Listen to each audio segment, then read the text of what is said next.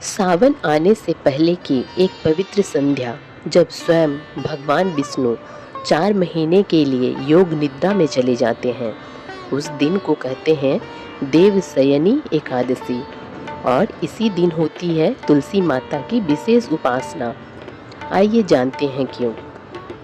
देवशयनी एकादशी को हरिशयनी एकादशी या पद्मा एकादशी भी कहा जाता है।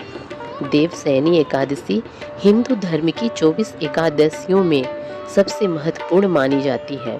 यह आषाढ़ मास के शुक्ल पक्ष की एकादशी को आती है, जब भगवान विष्णु क्षीर सागर में शेषनाग की सैया पर 4 महीने के लिए योग निद्रा में चले जाते हैं।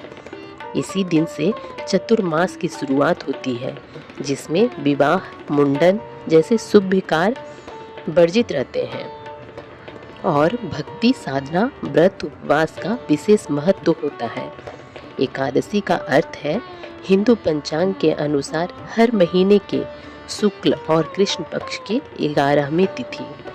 इस दिन उपवास, जप, दान, पूजा आदि से भगवान विष्णु प्रसन्न होते हैं और भक्तों को सुख, समृद्धि, स्वास्थ्य एवं मोक्ष का आशीर्वाद मिलता है।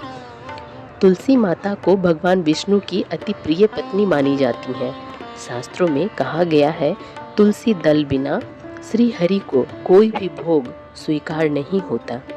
इस दिन तुलसी माता की उपासना करने से वैकुंठ धाम की प्राप्ति का मार्ग प्रशस्त होता है।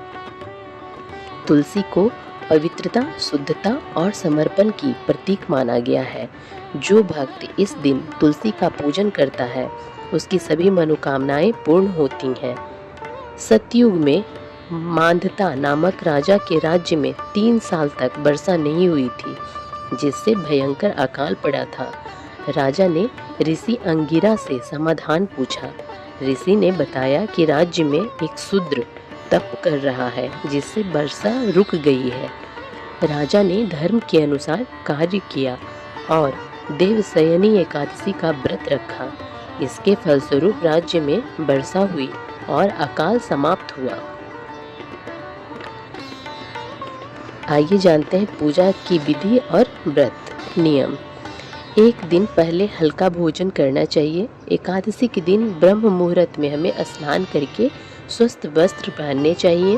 भगवान विष्णु और माता लक्ष्मी की प्रतिमा को पीले वस्त्र, फूल, चंदन, अक्षत, तुलसी पत्र, मिठाई आदि अर्पित करने चाहिए। शंख में दूध और केसर डालकर अभिषेक करना चाहिए। धूप दीप जलाकर ओम नमो भगवते वासुदेवाय मंत्र का जाप करें। व्रत का संकल्प लें, निर्जला या फलाहार व्रत।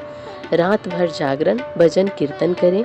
अगले दिन द्वादशी को ब्राह्मणों को दान दक्षिणा देकर व्रत का पारण करें।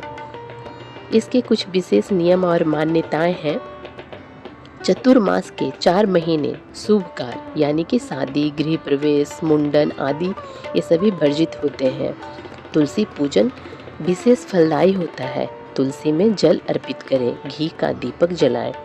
इस दिन दान पुण्य जैसे अन्न, वस्त्र, छाता, जूते आदि दान करना अत्यंत शुभ माना जाता है।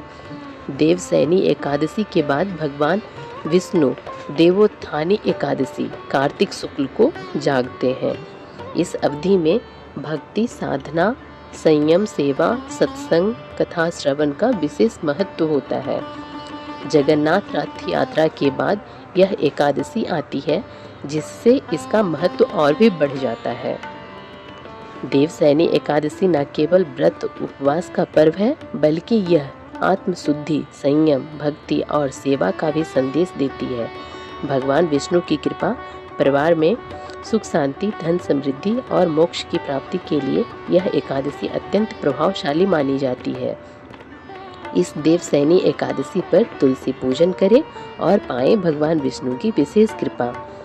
अगर आपको यह वीडियो पसंद आया